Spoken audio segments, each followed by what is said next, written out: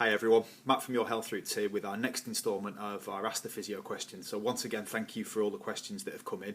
And one that stood out was one which dovetails nicely and follows on from our previous one about exercise guidelines for adults. And the question was from someone who wanted to remain anonymous, so we'll obviously respect that. But the question was, can I exercise in pain? And a great question to follow on with, and a great question in general. Pain is such a subjective, emergent experience that it's quite a difficult sort of subject and topic to cover. But what we do know in general, and from our best available research, is that exercising in pain does not worsen our recovery, does not worsen our outcomes. Now, that's not to say that that dictates an individual person's response to painful exercise, but it gives us a good base and a good sort of starting point. Exercise is one of the best well-evidenced interventions that we have for musculoskeletal pain. It's been proven to be a painkiller or a pain modulator, and it helps to release peptide and polypeptide analgesics, which obviously help in the short term and help to build self-efficacy. Also helps with the general kind of benefits of exercise in terms of boosting our fitness and helping with our mood.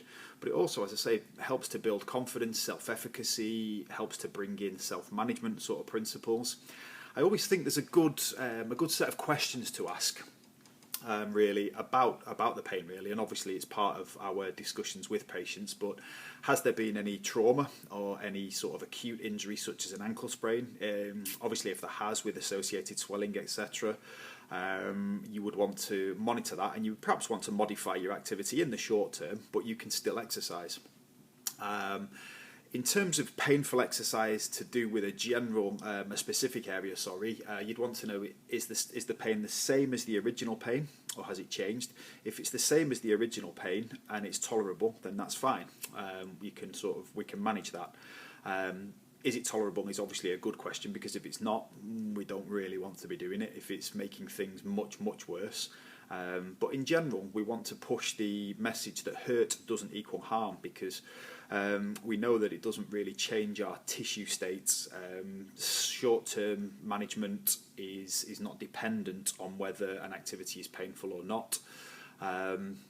We would also want to know, is there any fear associated with exercise, or is there any fear attached to a particular movement?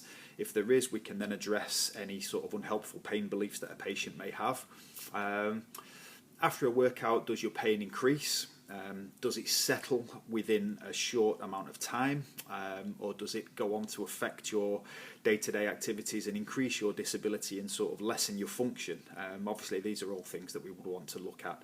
And we sometimes look at a traffic light sort of system of managing that and giving people a bit of a subjective sort of marker for themselves. So generally 0 to sort of 2 or 3 is a green light. That's tolerable, that's okay. 3 to sort of 5 or 6 is sore, but I'm okay. Again, we can continue with that, that's fine. 6 plus and it's intolerable and it's increasing our sort of disability and lessening our function perhaps the day after, then that's probably a bit too much, and we'd look to modify that. We also sometimes use, it can be seen as a bit of a silly sort of thing, but again it's a subjective marker, a Goldilocks sort of principle. If you do an exercise or a rehab or a workout sort of routine and you feel nothing, you could probably stand to do a little bit more, whether that's modifying some of the training variables in intensity, frequency, duration, weight, and any of those type of things. If you're sore but you're okay and that settles to your baseline pain or better within, say, 24 or 36 hours, that's probably just about right.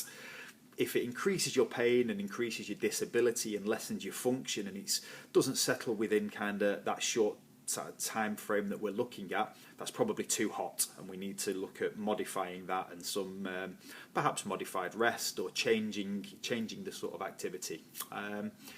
So we know that painful exercise doesn't produce worse outcomes from the research that we have.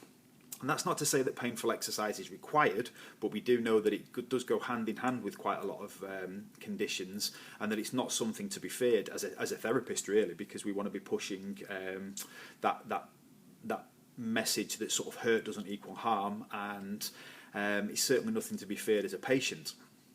That's not to say that painful exercise is required, certainly along the lines of, say, no pain, no gain, one of my bugbears. It's certainly not required, but it's not...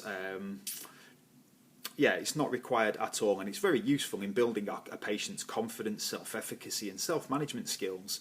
And it also helps to bring useful discussions regarding patients' pain beliefs. It can also help us how to build self-efficacy and self-management strategies with those sort of scales we were looking at. It's also good to build resilience and the sort of the confidence in our bodies, and that we can be robust and we can be resilient in the face of pain in the short term, and obviously help to move on with our function and increase our ability. So, as ever, keep moving. If you're in doubt of anything, by all means contact us at Your Health Routes. But the message is that painful exercise in the main and in the majority of conditions is absolutely fine, no problems. Again, if you're unsure, contact us at Your Health Routes or speak to your health professional, but keep moving and keep those questions coming in. Thank you.